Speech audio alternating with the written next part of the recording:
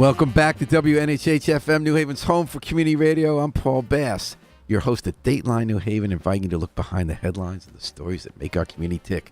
I'd like to introduce you to someone who you're going to be seeing a lot more of in New Haven at a new institution that's up to some exciting work, building the economy of New Haven's future. Say good morning to Ryan Diggs. He's the founding director of Climate Haven. I hope I say this right. An incubator for climate-oriented tech companies that are starting up at 770 Chapel. Did I get it right, Ryan? All right, let me get you better volume there. So thanks for coming in. So Climate Haven is 770 Chapel. That's between Orange and State. It was City Hall once a long time ago. Temporarily served as City Hall for a few years when our City Hall was being rebuilt in the early 90s. It's been a lot of other things. See Click Fix was there, and now you're setting up shop there. And how many floors do you have there? So we're starting out initially with about 10,000 square feet, which is that C-Click Fix space they used to occupy. Our goal will be to hopefully expand Climate Haven over the next couple of years so that we occupy at least a couple floors in 770 Chapel Street. And I'm going to ask you, Ryan, to get a little closer to the mic so you're almost touching, but not quite. Yeah. So what you're doing is you're helping companies. You want to have a bunch of companies start there that looking to address the challenges faced by climate change, correct? That's exactly right. So at its core, Climate Haven is a community of climate tech entrepreneurs and all the people that passionately support them. I think if you want to take one step back and start to ask why climate tech entrepreneurship is so important and why it's so necessary to create these types of communities, you have to look at where we are right now with climate change. It is an important issue which requires urgent action. And when you think about what we have to do to address it, which is really dramatically reduce our carbon emissions, we simply don't have all the tools, the innovations, the inventions that we need today to do that. And so entrepreneurship at its core is this really essential part of making sure that we have all of the tools, all the innovations, all the inventions that we need in order to get us, humanity, this planet, to reduce our carbon emissions as much as we possibly can. An idea, obviously, of an incubator is that you want people who have an idea for whether it's a new form of carbon capture or, turning hydrogen from water into power, that they're around other people who are also working on projects so they can share ideas, they can be inspired by ideas, they can join together to afford certain costs together and overhead. And the big part, obviously, is you're in a city where a lot of research is being done at Yale. And since the Levin administration at Yale in the early 90s, Yale has tried to mimic Route 128, which you're very familiar with in Massachusetts and Palo Alto, with commercializing the research. I mean, that's been the boom with Science Park. It's been the boom with 100 and 101 College Street, which is filling up even before it's done, which is that research coming out at Yale can help found companies that then become job creators in our community and help and address those climate challenges. Is that kind of the idea here? We're hoping to have some of those Yale spin-offs there. Exactly. And there's two important things in what you just said, and they're kind of separate ideas embedded in your description that are worth mentioning. So the first is the value in putting entrepreneurs around each other. Climate tech as kind of a sector of venture capital, early stage company building is hard. It's really hard. Often you're building physical things, not just an app, but you're creating some sort of physical construct that's going to support decarbonization. Or more often these days, you're applying chemistry or biology to think about exactly how we can decarbonize. That's just hard work. It also happens to be in sectors of the economy where the incumbents are like supremely embedded in our daily lives. The energy companies, it's hard to overthrow them. And so this notion of climate tech entrepreneurship is one which is tough. Climate Haven isn't trying to make it easy, but what we're trying to do is make it less hard. And one of the ways that you do that is by putting these entrepreneurs around other like-minded people who are doing different things. The companies will be taking different approaches to decarbonization and to scaling climate technologies, but they're doing equally challenging things. And so bringing those people together, allows them to lean on one another. And then you create a density of companies that allow others, those passionate people that support them, the stakeholders in the community, folks that'll help them manufacture their products, investors, corporate partners. It allows them to all kind of benefit from that density of startups that are working together. I would assume, tell me if this is correct, that you're several stages of funding when you have a company. You get startup capital, whether it's a loan from Community Innovations or something, the state quasi-public funding agency. And then when you develop, you need other funders, and you're going to have an ecosystem. You're going to have people who meet each other, who know each other, can refer each other. You're going to be able to tell people about other people. People will trust you. That's right. As a gatekeeper. You already have done this in Massachusetts. So you're a gatekeeper, sort of, hey, I got somebody you might want to know about. And there's still dollars looking for that. Are there any companies yet in Climate Haven or about to come? Are there any? Well, so we haven't. We're just about to embark upon the process of recruiting companies. We announced our board of directors, announced my appointment last week, and we're starting to get work on improving the physical space. And so we're embarking upon that process now. And one of the really great things about being here in New Haven is that we do get to tap into that very deep well of intellectual brilliance that is at Yale, and all the research, really the really intensive research that's being done, and that I think gets me to that to my what I think is really the second important point there beyond just bringing the entrepreneurs together. It's what type of entrepreneurs are you bringing together, and we're at a point where we do have a number of technologies, innovations that are going to help us decarbonize a good portion of the way. Solar and wind are examples of two technologies that have really kind of been de-risked over the last number of years. People accept them as just kind of working technologies that will help us as a species, as a planet, reduce our carbon emissions. That's great. But there's going to be some really intensive research that's going to need to be done. You identified two technologies earlier around carbon capture.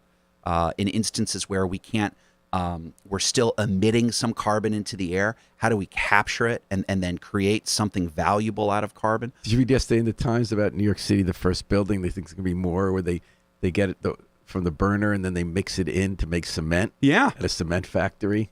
Exactly. That's a perfect example of taking something that, really has just been this awful externality, carbon, and capturing it and creating value out of it. And hydrogen is another example you mentioned earlier about how we really need to imagine how we can use hydrogen, which is just such a dense energy source, to kind of clean up some of the dirtier industrial decarbonization that we tackle right now using natural gas or other fossil fuels. And so you think of a place like Yale, where there's incredible research, great minds, and more of the university is starting to kind of point their research, point their efforts towards climate. And we want to be a place where those entrepreneurs who have taken some sort of breakthrough research and identified and recognized that research could actually become a technology, which could become the bedrock of a company, a scalable company. We want to be a home for them, and we want to be a place where they can go in New Haven, close to campus, but in the city, and build their company here. We're talking to Ryan Diggs, founding director of Climate Haven, 770 Chapel Street, across from Elm City Market. It's going to be devoted purely to green tech, a startup incubator. I'm getting all these vibes when you're talking about. I remember people talking when we started Science Park in 1982. There's the same kind of feel, the same kind of idea of what can grow from there in the ecosystem. And it took some stops and starts, but it happened, and they filled up. And now we got a whole downtown sector in general with tech and a lot of biotech. As I said, 101 Chapel, 101 College, 100 College, and we're probably going to get a new one now in the 9th Square. And it's just thinking about climate tech. Would you say there's a gold rush on among investors, venture capitalists worldwide, to find and fund some of these startups, given that the EU and all sorts of organizations and national governments are requiring, and city governments are requiring, greater energy efficiency and less carbon? 100%. And is there a way to quantify that, Ryan? Like the number of dollars the market is, or how many? Well, you could quantify it simply in the start by quantifying it in terms of the value of the Inflation Reduction Act. Right. $369 billion of incentives, which the market should then leverage 10 times over in terms of the amount of investments that will be injected into climate and clean technology. So you've been getting bug-eyed at like 11 at night trying to read all that on your computer or your phone, all the fine print in the Inflation Reduction Act to see what you guys are going to be able to go after? Or Well, the really fun part about the Inflation Reduction Act is that it supports almost all clean technologies, and it supports decarbonization. It really is an environmental bill. It is. Yeah. It is an incredible bill. And if I think back around about my own career, and I think back about some of the different companies I've worked in the clean tech space, just a matter of kind of 7 years ago, the atmosphere right now in terms of the general will that we as a kind of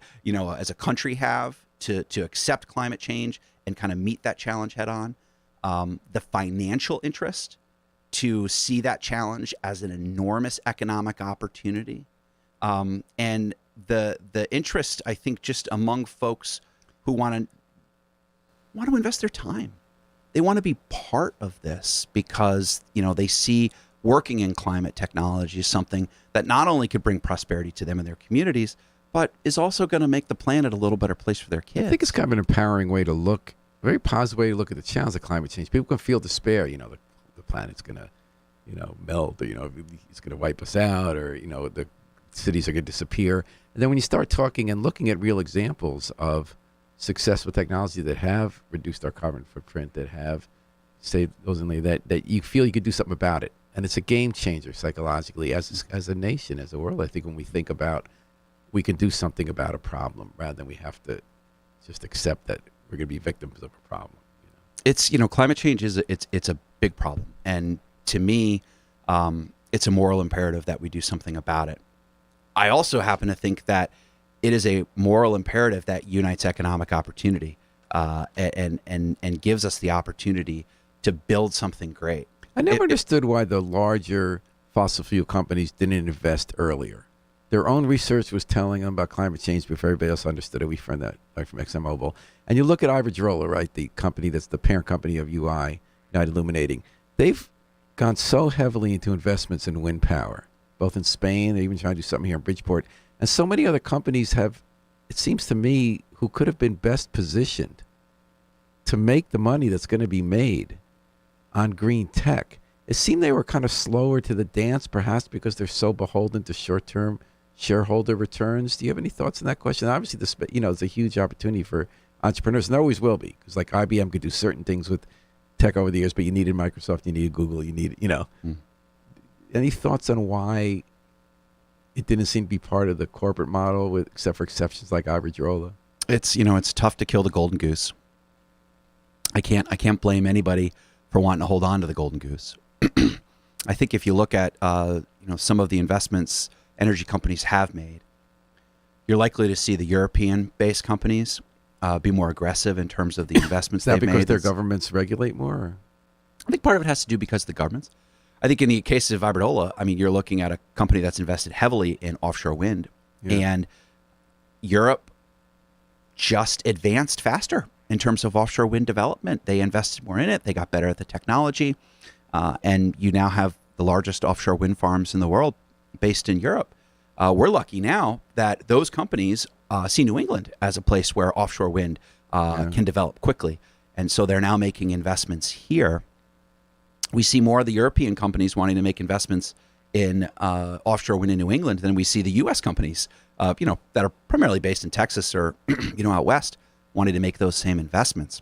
Well, there's been some. It's a tough challenge. They want to be part of an energy transition, but they want to respect and protect their incumbency.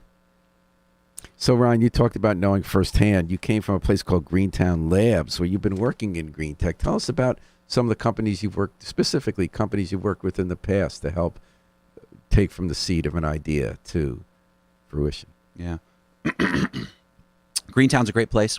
It is a climate tech incubator based in the Boston area. It helps at any given time in Somerville, which is where it is, just outside of Boston. We probably have about 50 to 100 startup companies that are in the space being incubated. Those companies very intentionally work in a variety of kind of climate sectors. So you may have a company that is coming up with a unique process to decarbonize cement, which is very carbon intensive, working next to a company that is creating a new way to think about EV charging, working right next to another company that's working on battery storage, creating kind of a new chemistry for long duration energy storage. Can you think of a day was your favorite day on the job there that you said, this is why I do it, this is the power of what we're up to? For me, there's really two things that I think are that are really exciting about the work. So number one is when you see projects actually get out of the lab and go into the ground. Prior to Greentown, I worked at a wonderful organization called SunWealth, where we were primarily building commercial solar projects. And it was always so meaningful to see those projects actually built and to see those projects completed and turn them on, generating clean electricity. That's a really marvelous thing. That's what's cool about climate tech in general. It's so cerebral because we're building so much of climate tech is going to be building physical infrastructure, which is absolutely fantastic. The second thing that I experienced a lot at Greentown was just when we would have new folks come in, working, joining either our team or joining the teams of the climate tech startups that are there. And more often than not, these folks are on the younger side. And there was just a passion, like a genuine interest in taking their skills, all their intellectual curiosity and their energy, and just applying it to this problem, applying it to climate change.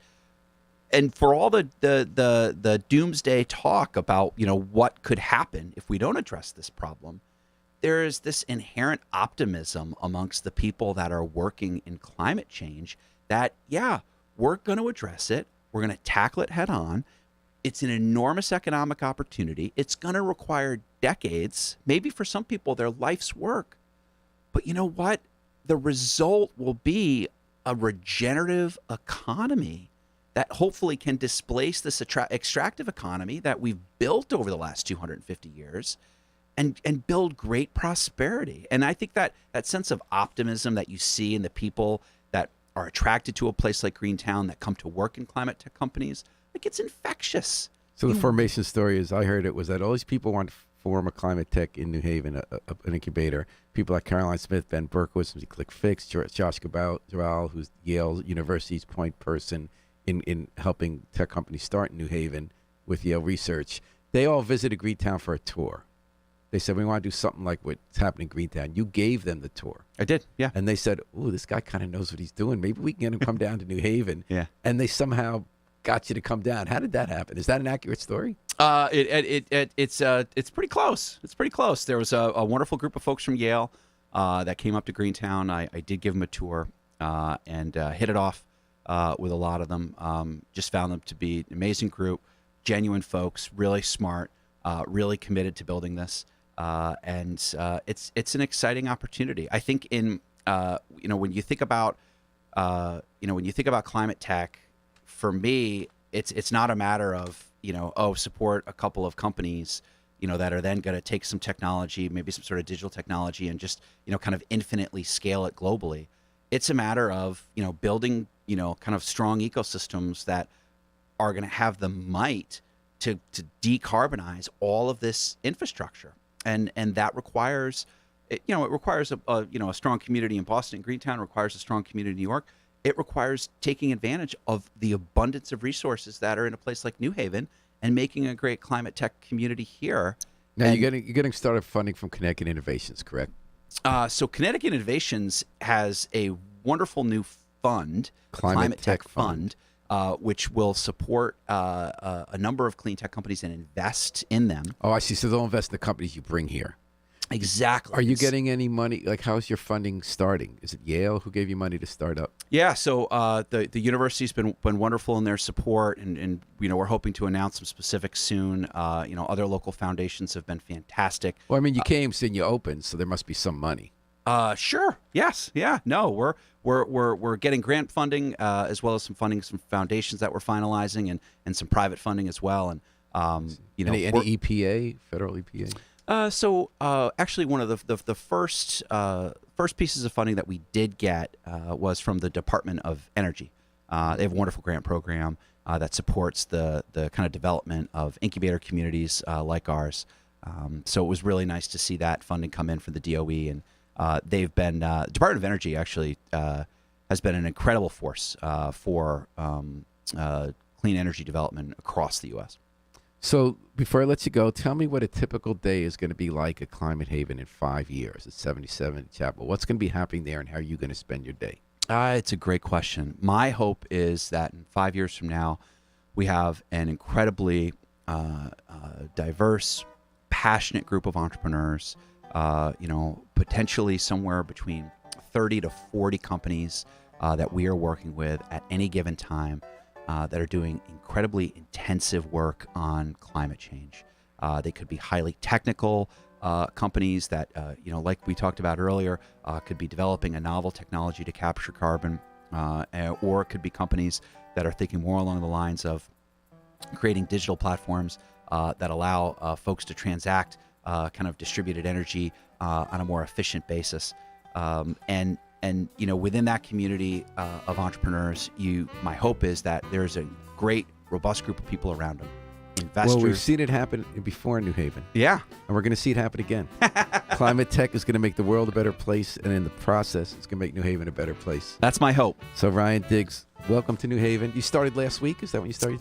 Yeah, I have started up, and we've got our board going, and we got a lot of work to do this spring and summer. Well, welcome to New Haven, and we're going to cheer you on at every step. Awesome. Climate Haven, 770 Chapel. What's the website? ClimateHaven.tech. Easy. All right. Got it. And why don't you hold on tight, folks? You're listening to Love Babs, Love Talk. Paul Bass filling in for Babs Rawls-Ivy.